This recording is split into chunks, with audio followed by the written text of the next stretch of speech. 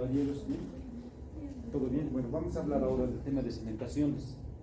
La parte teórica siempre es un poquito compleja, ¿no?, para poder en este caso abordar. Sin embargo, es algo que necesariamente tenemos que realizar para poder ejecutar todos nuestros procedimientos en la práctica clínica, ¿ya? Entonces, entendamos respecto a esto el concepto. Creo que siempre hay que entender el concepto de lo que estamos hablando. ¿Qué será el proceso básicamente de cimentación? Alguien me dice un concepto, yo sé que usted sabe, dama. ¿Qué será cementación? ¿Qué entiende por cementación? ¿Usted sabe? ¿O qué entiende? ¿O qué entiende? ¿Cómo se podría catalogar en prótesis fija? Recuerde lo que hemos hecho en cementación. ¿Qué es ese procedimiento simplemente? Es el acto de mediante un material que en este caso es el cemento, el ionómero de vidrio, es Ya, cementación, En cualquier estructura para colocar una prótesis. entre dos estructuras. Ya, estamos de acuerdo. Muy bien, estamos por el buen camino. Efectivamente, la cementación es el procedimiento por el cual se unen dos estructuras, ¿sí?, que están en íntimo contacto, entre comillas. En este caso, en la parte de prótesis fija, vendría a ser directamente el diente, bueno, la restauración al diente, a través de un material que debería estar en consistencia fluida, ¿sí?, al que denominamos, entre comillas, cemento. ¿Sí? Entonces, eso es la cementación. ¿Por qué es tan importante? Porque es un acto que lo realizamos a diario en nuestra práctica clínica, pues en prótesis fija y en realidad en otras cátedras, también como nuestra operatoria que abarca, digamos, el parámetro de las incrustaciones, ¿no? Aunque las incrustaciones deberían ser más propias de las prótesis fijas, su campo en realidad, ¿no? Pero por cuestiones de pensum, pues lo han acomodado así. Entendamos lo siguiente: si nosotros queremos tener éxito en nuestro proceso de elaboración de prótesis fija, es decir, yo quiero tener éxito con mi corona, quiero tener éxito con mi carilla, éxito con lo que estoy realizando, entendamos que le va a depender nuestro éxito de los siguientes factores. Número uno, un factor mecánico, y el factor mecánico va a estar dado directamente por las fuerzas de masticación, por ejemplo, las fuerzas en este caso de resistencia de la estructura de las restauraciones, es decir, si es una resina, si es una porcelana, si es un acrílico, ¿sí? Entonces a eso nos referimos justamente en un factor mecánico. Factores biológicos también pueden en este caso afectar el éxito en prótesis fija. Factores estéticos, si al paciente le gusta lo que hemos hecho, si se ve bien lo que se le ha realizado, pues también es un punto de éxito para la prótesis fija. Y por último, la perdurabilidad. Creo que es la manera más clara de poder en este caso poner, digamos, en un parámetro de medición lo que vendría a ser el éxito de la restauración. Es decir, si al paciente le dura lo que hemos hecho, pues siempre les va a catalogar como buen odontólogo, ¿no? Eso es cierto. Y viene el odontólogo, y viene el paciente y te dice: mire, esta corona me ha puesto mi odontólogo hace 20 años. Y sigue, es una corona metálica, ¿no? A veces mal adaptada, no muy estética, pero le ha durado. Y el paciente de esa manera mide eso, el éxito de lo que ha podido realizar su odontólogo. La perdurabilidad en el tiempo de restauración. Entonces eso vemos, ¿no? Vemos que resista, vemos que biológicamente no genere ningún daño a las estructuras vecinas, o sea, nuestra restauración no debería generar problemas a nivel pulpar, o sea, no debería generar problemas a nivel periodontal, tomemos en cuenta, debería verse bien, y número 4, debería durar en el tiempo, ¿sí? A tomar entonces en cuenta esos factores. Pero que nosotros debemos entender, ya enfocándonos a lo que estamos hablando de cementación, es lo siguiente: la perdurabilidad, o sea, el que se mantenga la restauración íntegra en el diente, va a depender justamente de la retención, o sea, el que esté ahí intacto, sea bloqueado simplemente en la pieza dental, y eso se quede pues a lo largo de los años. Y entonces tomemos en cuenta lo siguiente: para que haya retención necesitamos evaluar un factor geométrico de la preparación. Si yo hago la pieza dentaria, si la preparo de manera adecuada, como se nos han explicado el doctor Roja, el doctor Peña, el doctor Ampuero y yo, en la parte del laboratorio, pues va eso perdurar. ¿A qué me refiero con forma geométrica de la preparación? Es decir, darle esa ligera característica mecánica que permita la retención de la estructura. Les doy este ejemplo. Esto es un marcador. Miren, la tapa no sale. ¿Por qué? Porque es retentivo, ¿verdad? Hago presión y recién sale. ¿Y por qué tiene retención esto? Porque justamente tiene paredes, en este caso, enfrentadas. De repente alguna ranurita más le han apuntado acá o algo así, ¿no? Que le brinda retención. Porque si no tuviera eso, se puede caer, se cae, ¿verdad? En las piezas dentales, como trabajamos con estructuras rígidas, no podemos poner lo mismo, no son plásticos lo que usamos, abrimos la resina, pero la resina no es tan elástica. Entonces lo único que hacemos es enfrentar paredes, darle, en este caso, ligero paralelismo, no es paralelismo completo. Me refiero a lo siguiente: las paredes opuestas, sea esto mesial, sea esto distal, deben tener cierto paralelismo hasta cierto punto, y hablamos de eso cuando preparamos. ¿Cuánto de paralelismo debería tener esto? ¿Es paralelismo completo? Javier, ¿qué dice? ¿Cuánto, Albert, tendría que tener? 3 grados. 6 grados, para ser exactos, por pared, ¿sí? Y eso, ¿quién lo brinda? En este caso, la misma forma de la fresa troncocónica que utilizamos, ¿no? Si nosotros tallamos como un torno, ¿sí? Está el viento acá, y le damos movimientos 100% paralelos, le vamos a brindar ese margen de retención a nuestra estructura. Y con eso estamos mejorando la retención, con eso la perdurabilidad. O sea, es toda una cadena, si se puede ver. ¿Sí? Entonces, por eso se respeta. Pero si yo tallo así, agarro mi fresa y estoy tallando así y así al cálculo, moviendo las manos, obviamente pues puedo hacer preparaciones 100% cónicas. ¿Sí? Un pañuelo de la miramos, por favor. ¿Puede tener? ¿O quién tiene pañuelo? ¿Quién está resfriado? Javier. Javier, yo no tengo. ¿Tienes papel? Yo estoy resfriado.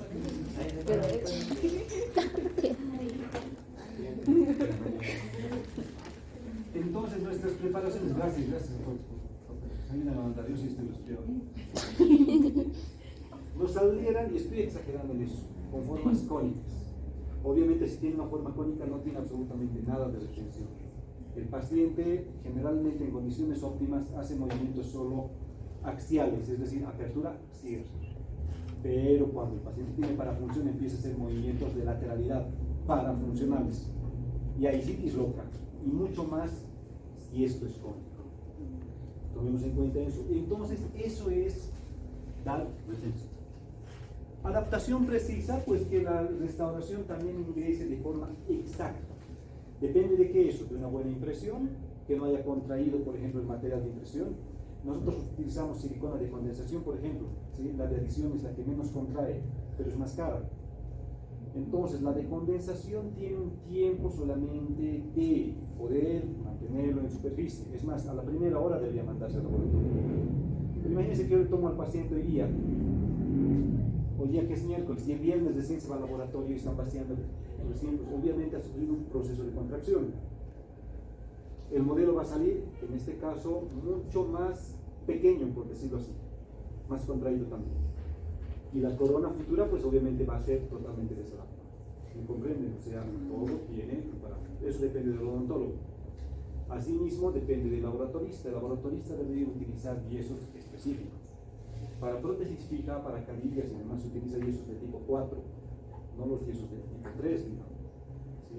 O sea, todos esos detalles nos dan perdurabilidad. Eso depende entonces de tanto del clínico como del laboratorio, si hablamos de eso. Y por último, del cemento y del cemento, justamente, y asimismo la resistencia que va a generar este cemento. La mayoría de los tratamientos de prótesis fija, mis queridos futuros doctores, tenemos que entender lo siguiente.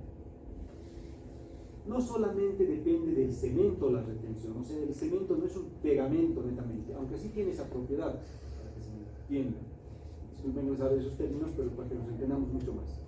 El cemento sí tiene esa capacidad adhesiva, que es lo más propio, por ejemplo. La mayoría de los cementos sí, que lo vamos a clasificar, vamos a pasar de volada, porque obviamente todo esto se nos puede pasar. Sin embargo, al tener en este caso el cemento, la propiedad adhesiva, no es suficiente para retener coronas, por ejemplo, en cavidad oral. exceptuando cierto tipo de técnicas que son, por ejemplo, el de las carillas del silicato de litio, ejemplo de todo. Las carillas dentales, o sea, las que hacemos, y permítanme un minuto, les voy a mostrar para que vean, para que entiendan mucho más lo que yo estoy refiriendo. Pucha, y este tema es largo. Amigo, ¿cómo lo han visto? Ay, no. En serio que es largo, si me han tomado unas 5 clases. Okay. Entonces, súmalo. Ya, lo voy a resumir. ¿Listo? Vas a terminar. Por ahí sí me pasamos cada vez. Esto. Miren, claro que hacemos este tipo de tratamientos. Voy a mostrar algo por acá. Espero que no se haya desconfigurado esto. Oye, la canción. Otro lado. Sí. Nadie quiere ser. Por acá. Sí. Lo monto. ¿Qué vas a dormir? Ahí sí vas a dormir. No, Doc. Sí, voy a dormir. Voy a estar allá. En el dormitorio. Y ahora, haz lo tuyo. Oye, sí, bien grande estoy escribiendo. Es que hoy día la Jimena me dijo que escribí bien grande y ahora estoy escribiendo medianito. Pues nuestro paciente era de edad. Pues, Sí, pues yo bien chiquitito también. Escribir de 4 cuadrículas de 10. Era. ¿Cuántos son? 73. Oye, vamos en la 3. Entonces, pues, sí, pues, Tienen que acabar, doctor. pueden salir. Entonces, estamos comentando y indicando que se ha olvidado esta palabra. dice biológicos, dice allá. Sí. Estamos Te lo comí entonces, una O. El doctor tenía hambre cuando hizo las diapos. ¿sí? Manifestábamos eso. Entonces, lo único que no tiene esa capacidad, bueno, en el único procedimiento que evitamos la retención mecánica es en la adhesión de carillas, de laminado de cerámicos. ¿Por qué? Porque ahí sí la retención está solo a expensas de la capacidad adhesiva del cemento. ¿Sí? El único punto. Me refiero a carillas de tipo vestibulares, o sea, para hacer estética, y me refiero también a carillas oclusales, porque también se hace eso por si acaso. Para aumentar dimensiones verticales se talla al paciente un poquito la carita oclusal, bueno, las caritas oclusales de todos los dientes que se le ponen en este caso, carillas oclusales. Con eso se mejoran las dimensiones verticales. ¿Ya? En los únicos casos que no necesito retención de tipo mecánico, todo es expensa del cemento. Las funciones entonces del cemento, básicamente, o de los cementos, son sellado y adhesión. Con la adhesión se va a mejorar la capacidad de retenerse de la restauración en el diente, y con el sellado pues se evita el flujo, en este caso de fluidos propiamente dicho, entre la interfaz diente-restauración. Entonces esas son las dos funciones del cemento. Me explico un poquito mejor. Esto es, perdón, yo no he ido aquí de ustedes saben, así que no sé dibujar muy bien. Sí, doctor. Ahí, eso es un molarcito tallado, por cierto. ¿Ya? Una raíz, bla, bla, bla, bla. Entonces, si nosotros hacemos y diseñamos una corona de cualquier tipo, sea metálica, sea cerámica, lo que ustedes quieran, existe siempre una interfaz, esto es la interfaz entre diente y restauración. Por más capísimo que sea el laboratorista, siempre hay una interfaz, porque desde ya genera inclusive un espacio, el mismo laboratorista, a través de espaciadores, entre diente y restauración, pero es de tipo micrométrico. ¿Sí? Entonces, para que evite fluir el flujo, en este caso de saliva o de cualquier tipo de líquido, cavidad bucal, entre diente y restauración, pues el cemento cumple también esa función. Se hace un sellado. ¿Sí? Además de pegar químicamente en algún caso o mecánicamente, micromecánicamente, la restauración al diente. Entonces, para que esto se retenga, tenemos que ver dos factores. Número uno, mecánico, y otro, número dos, la capacidad adhesiva, justamente, del cemento. O sea, a través de ese, entre comillas, pegamento, de esa capacidad adhesiva que tiene el cemento, esto se va a mantener en su lugar. A través de la forma que le demos al tallar, esto se va a mantener en su lugar. y le vamos a dar perdurabilidad. ¿Estamos de acuerdo?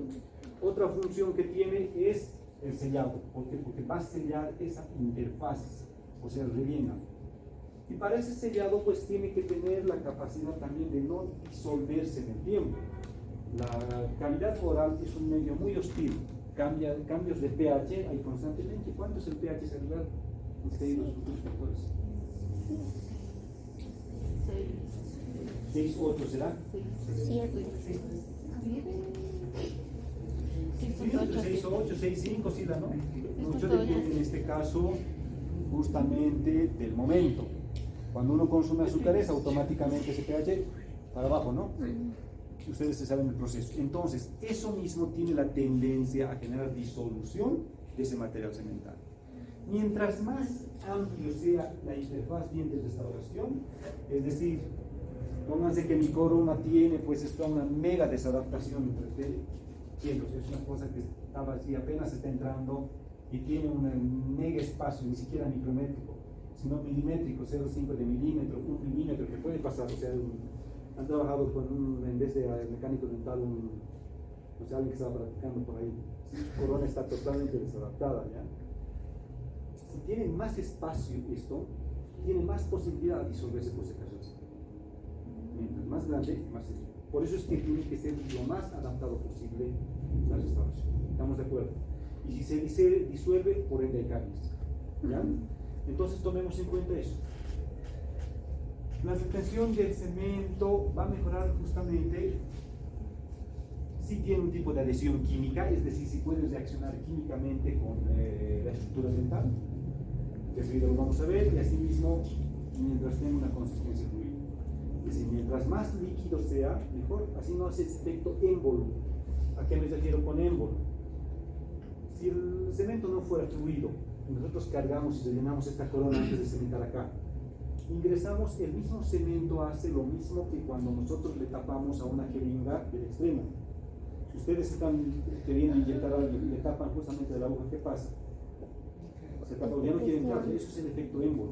Lo mismo acá, el mismo que el cemento queda atrapado, no deja que asiente, ¿me comprenden? Por eso debe ser lo más fluido posible la consistencia, en este caso del cemento, ¿ya? Y para mejorar, en este caso, la posibilidad de tener éxito en el proceso justamente de cementación. Tipos de cemento. Vamos a ir a lo largo de la historia y vamos a pasar de volada porque esto es así como teoría. Número 1, óxido de zinc, el fosfato de zinc, y el óxido de zinc es lo mismo, pues, este caso que nosotros utilizamos como eugenato, bueno, que utilizábamos, actualmente ya no se utiliza acá, utilizan eugenato para algo. Para provisionar. Sí, para provisionar. Ya, bueno, casi ya no se utiliza el eugenato, ¿no? Por el eugenol, ustedes saben eso. El eugenol es una sustancia aceitosa que inhibe en este caso el proceso de polimerización de las resinas, ¿no? Entonces, a tomar en cuenta eso. Y el fosfato de zinc, ambos son compuestos derivados obviamente del zinc. Estos dos tienen un tipo de adhesión macromecánica, o sea, tiene un tipo de adhesión física. Enseguida vamos a clasificar eso de la adhesión. El policarboxilato de zinc tiene una adhesión química a estructuras dentales, ¿sí? Tiene también adhesiones a metales, es biocompatible. Además, los cementos de ionómero de vidrio, ¿sí? Que obtienen características mejoradas a este policarboxilato de zinc. Y bueno, tampoco va a ser adecuada para la cementación de oro y algún tipo de cerámica, o sea, no deberían cementarse coronas de porcelana, por ejemplo, solo con ionómero de vidrio. Sí las metal porcelana, ¿sí? La mayoría de los cementos, en este caso de ionómero de vidrio, sí son utilizados para la mayoría de las restauraciones, en realidad. Pero en el caso del oro y la cerámica, pues no le brinda mucha, digamos, ventaja en los procesos. Eso es lo único, digamos, por eso que se cuenta.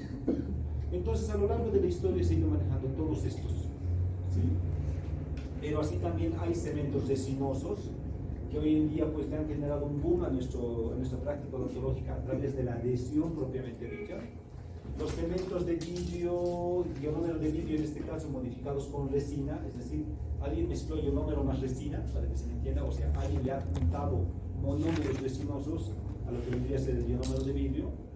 Y luego el cemento de ionómero de vidrio, propiamente dicho, y los compómeros, que los compómeros son resinas a los que se les han juntado compuestos de ionómero de vidrio, al revés del otro.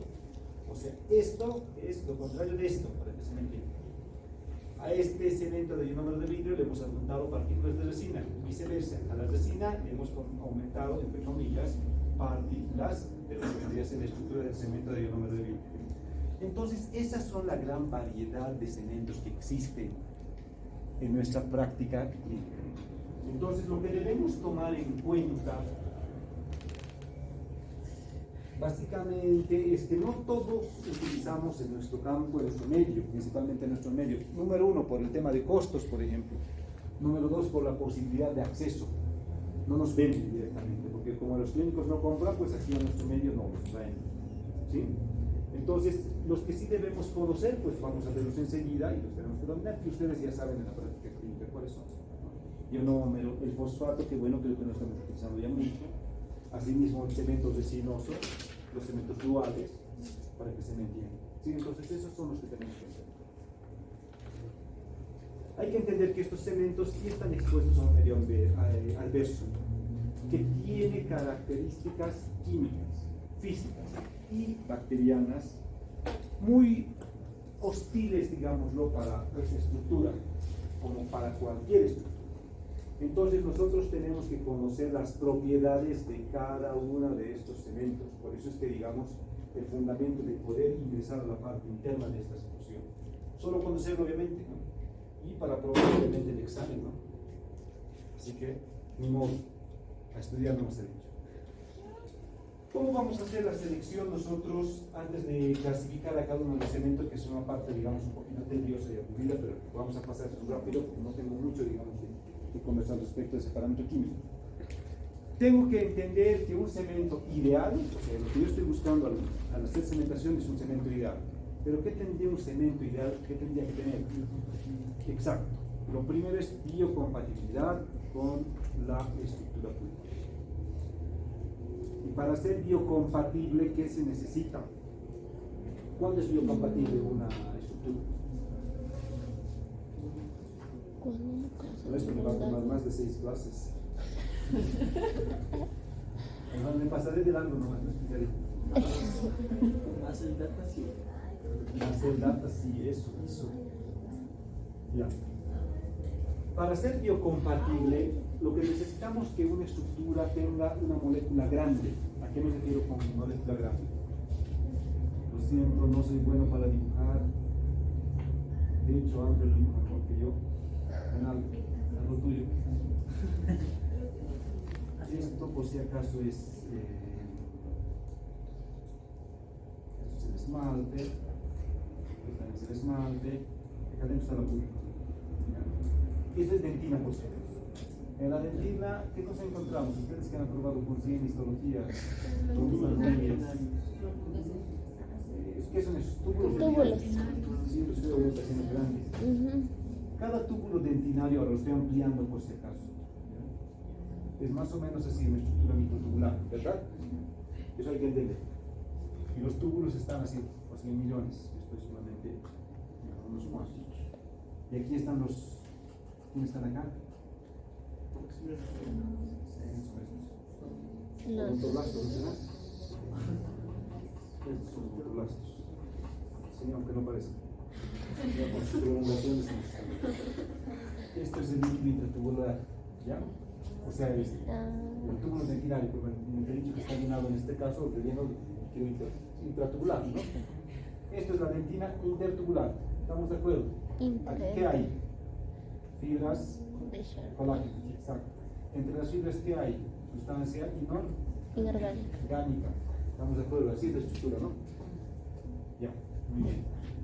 Entonces, hay que entender que mientras más superficial esté, el túbulo es más cerrado. Mientras más profundo esté, el túbulo es más abierto. Eso es lo que tenemos que primero captar y entender, ¿ya?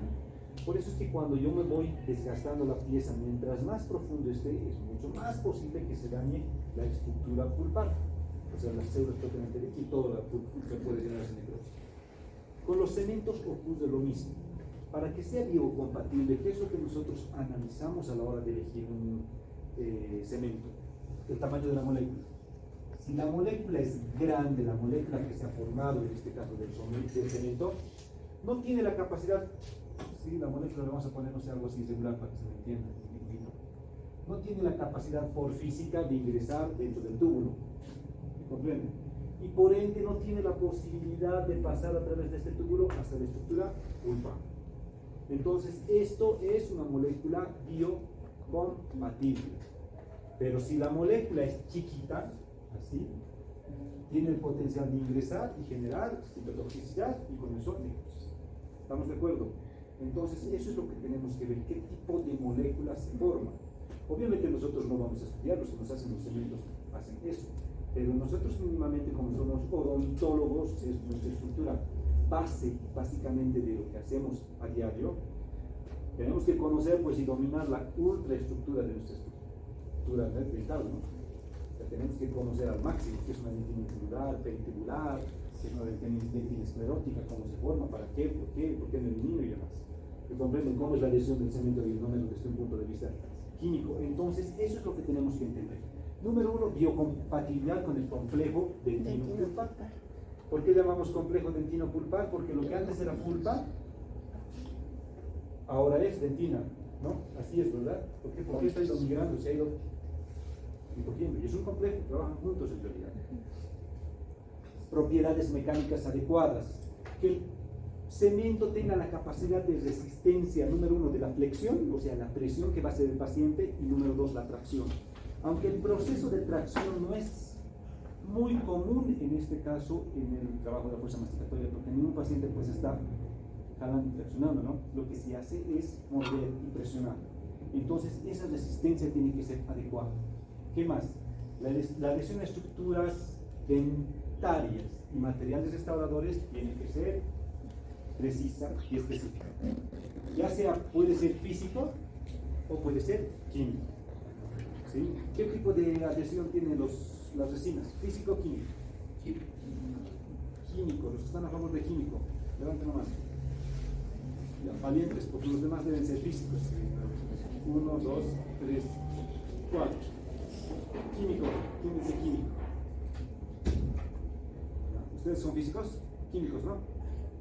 Y los físicos, el resto. Ya, la adhesión, y bueno, estamos en una discusión por si acaso, bueno, una charla, no se sientan ni bien ni mal ni nada. La resina tiene un tipo de adhesión física, micromecánica. Lo vamos a ver acá, ¿sí? No tiene adhesión química. El único material que tiene adhesión química, bueno, no el único, porque los policarbonatos también, pero el material que nosotros utilizamos y que tiene adhesión química es el ionómero de litio, ¿sí? Pero pese a eso la adhesión es más baja que en la resina, por ejemplo. Enseguida, bueno, no sé si ahora alcanza eso, vamos a verlo, pero es que esto tienen que entenderme para su práctica clínica. Esto sí entiendan, es muy importante lo que estoy hablando. Bajo espesor de la película, tiene que ser lo más delgado posible, lo que les decía, a eso me refiero. Y para eso tiene que en este caso el laboratorista haber hecho una adaptación perfecta. Si es gruesa la película, o sea, entre dientes y restauración, eso filtra. Se degrada el cemento, filtra a la larga, caries y chao restauración. Asimismo, facilidad de manipulación. Mientras más fácil es, obviamente las fábricas siempre tienden a hacernos las situaciones más fáciles. ¿Por qué? Porque para que no nos compliquemos como profesionales. Es una gota más una cuchara de cemento, los frascos de adhesivos ya vienen dosificados, simplemente aplicar y demás. Entonces es lo que también tenemos que buscar. La biopacidad debería tener para hacer un monitoreo. ¿Sí? O sea, es decir, le saco radiografía y veo más blanco el cemento. Eso debería tener. Y estética adecuada. Muchos de los cementos utilizamos en el sector anterior y si es algo blanco, lechoso, pues no se ve muy bien. Entonces también es otro factor que nos permite entender que nuestro cemento sería ideal. ¿Sí? Si contáramos con todos estos, encontráramos obviamente el cemento ideal. ¿Existe el cemento ideal? Pues no existe. ¿Sí? Todavía no. Pese a que se sigue trabajando, esto ya hemos hablado. ¿Sí? Selección de agente cementante, entonces hemos hablado de propiedades biológicas, mecánicas, adhesión, seguridad, tiempo de trabajo, fraguado, espesor de la película, ¿sí? Y todo lo demás. ¿A qué hora tienen que ir a la clínica? ¿Se encontró a las 5? Ya es hora. Tres minutos. ¿Dónde está abajo? ¿Han hecho su lista? Eso. Eso, muy bien. Por 20 de estas me van a dar uno de los de tercero. Gracias. Tienen más un punto, ¿eh? Seguro. Claro. Yo voy a revisar sus exámenes en un punto. Entonces, propiedades biológicas. No debe ser tóxico ni alergénico. Es muy difícil que un cemento sea alergénico. ¿Ya? Si alguien está con el paciente, pues se pasa confianza. ¿Ya? 3 en punto voy a terminar. La próxima, pucha, pero ¿cuándo voy a terminar? Si estoy en la 10. Entonces, no tóxico, ustedes ya saben cómo no debe ser tóxico. ¿Por qué no es tóxico un material? Por el tamaño de la molécula. Tomen en cuenta eso, por favor. No alergénico, es muy difícil que un cemento o una estructura sea, pues, o un paciente sea alérgico a un tipo de cemento. Eso es muy poco, digamos, visible. Anticariogénico, debería tener esa capacidad de tener, en este caso, ser anticariogénico. Sí. El cemento de ionómero de vidrio es uno de los cementos que es anticariogénico. ¿Cómo? ¿Por qué es anticariogénico? Que capta el flúor del mismo organismo y aparte tiene cuando se le coloca. Eso, jefe, eso es exactamente. El flúor tiene la capacidad de asociarse con el oxígeno. La bacteria lo que hace es reconocer el oxígeno, pues no reconoce el flúor. ¿Se comprende? Lo engloba, pues lo deglute para que se le entienda, el flúor se libera dentro de la bacteria. Chao bacteria.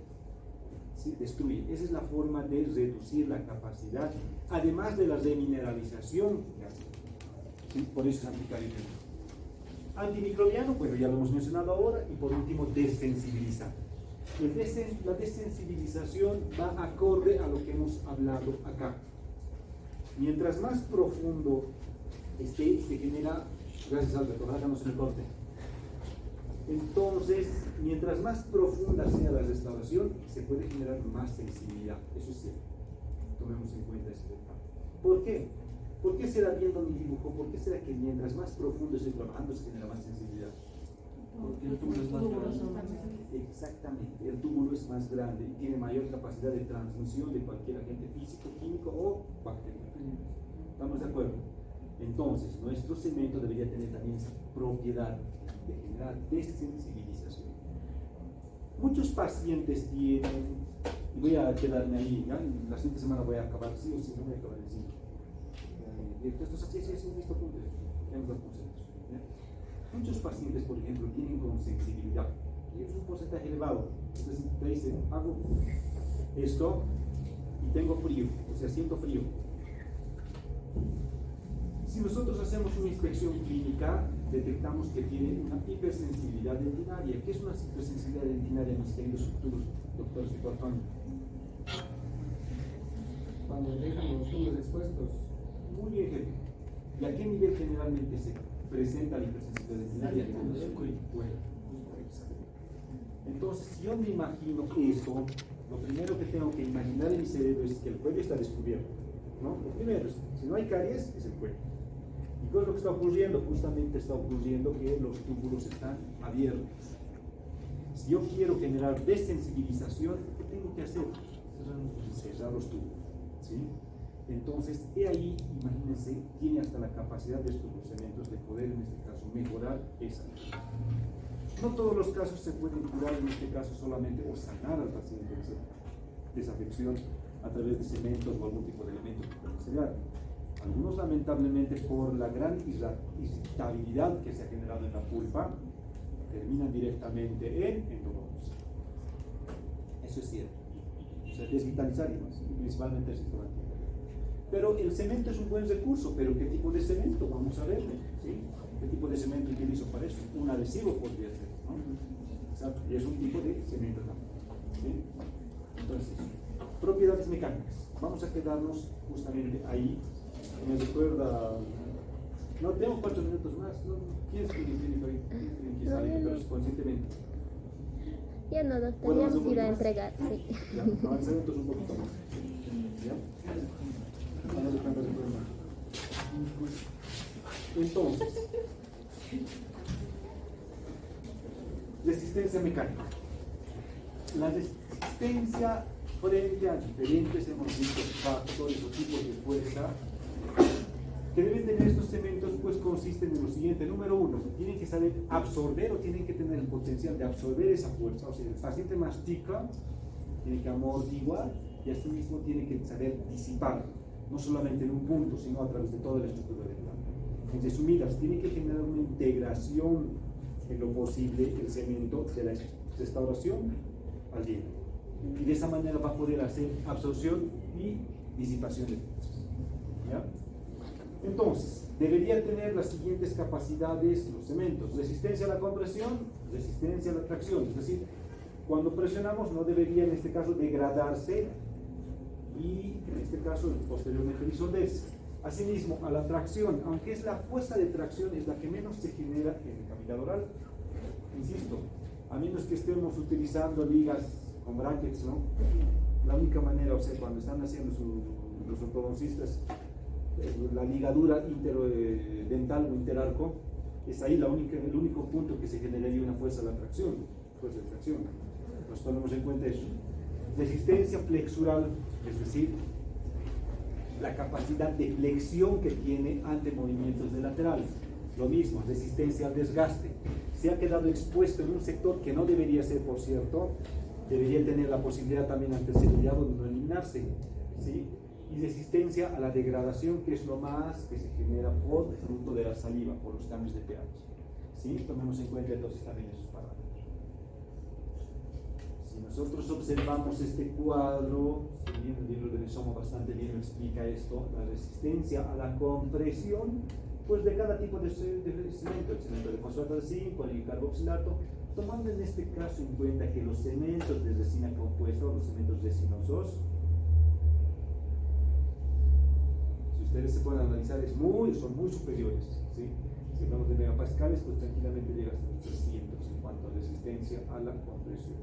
Entonces, punto a favor para las resistencias, ¿sí? Entonces es la forma en que se van midiendo directamente. La resistencia a la tracción, lo mismo. Las resinas compuestas han demostrado lo mismo, tener mayor capacidad de resistencia a la tracción. ¿Sí? En otro punto, el módulo de elasticidad, ¿sí? Que tiene la capacidad de generar elasticidad, generalmente en este caso elasticidad de la restauración para con la estructura dental. En este caso el fosfato de zinc ha mostrado también buen porcentaje de poder hacer eso. Sin embargo, sigue encabezando el parámetro en este caso de las resinas. ¿Sí? Entonces, el hacer cementación tiene que depender de todos los factores que nosotros estamos hablando.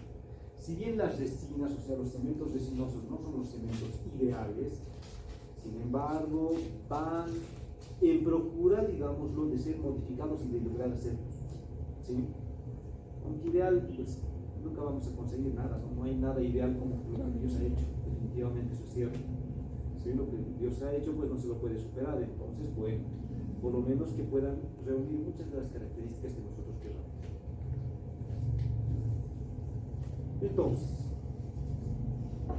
tenemos que entender lo siguiente: la gestión tiene bastante importancia y puede existir una falla en este caso de la restauración indirecta, pero hay que tomar en cuenta dónde se genera cuando existe una descementación. A eso me estoy refiriendo con esto, o sea, cuando se descementa, ¿dónde está el problema?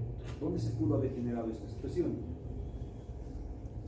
Puede ser en este caso en la interfaz cemento-diente, puede ser en la interfaz cemento-restauración, puede ser, es decir, que se haya separado el diente del cemento, puede ser que se haya separado la restauración del cemento, a eso me estoy refiriendo. ¿Me comprenden esto, verdad? Sí. ¿Sí? O puede generarse en ambas. Entonces, hay que visualizar, si queremos estudiar nosotros una falla, pero ¿por qué se me ha descementado? Ojo, esto no solo es atribuible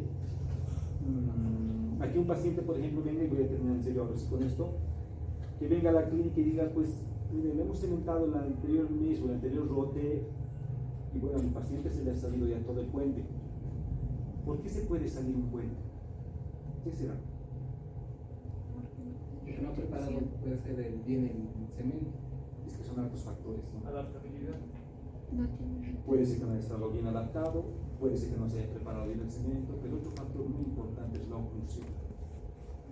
Cuando el paciente no tiene buena estabilidad oclusal, no, eso es peligroso, no va a aguantar ningún cemento, ni resinoso, ni nada. Entonces, imagínense si tiene un diente y una plaquita bajo, sin desmerecer a sus colegas que hacen prótesis de movilidad. Si la prótesis de movilidad no está ni siquiera con el indicado, digamos, para ponerse de prótesis perfectas. La implantología está en primer lugar. ¿Por qué? Porque las plaquitas siempre trabajan en estructuras resilientes. ¿Me comprende? Es decir, póngase que tengo un solo dientecito a mi paciente y arriba todos sus dientes, o viceversa. Todos los dientes abajo y un dientecito arriba. Y yo le pongo una corona. ¿Quién está cargando arriba toda la fuerza de oclusión? Esa es una corona. Yo le pongo una plaquita, no total porque hay un diente.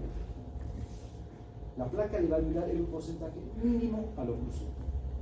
Eso es cierto. ¿Por qué? Porque la placa está trabajando en una estructura resiliente que es sencilla.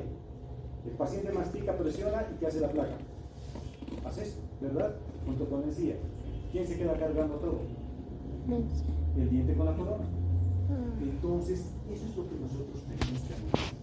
Por eso la implantología pues, ha generado un boom al cambio desde primera línea de elección. Lo primero que debemos ofrecer a nuestros pacientes en realidad.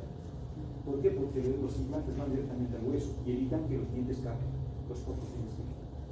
Sí, entonces, para hablar de cemento, a mí eso que escucha es hablar de un sinnúmero de cosas. Sí, y bueno, pues nos vemos la siguiente clase a la misma hora.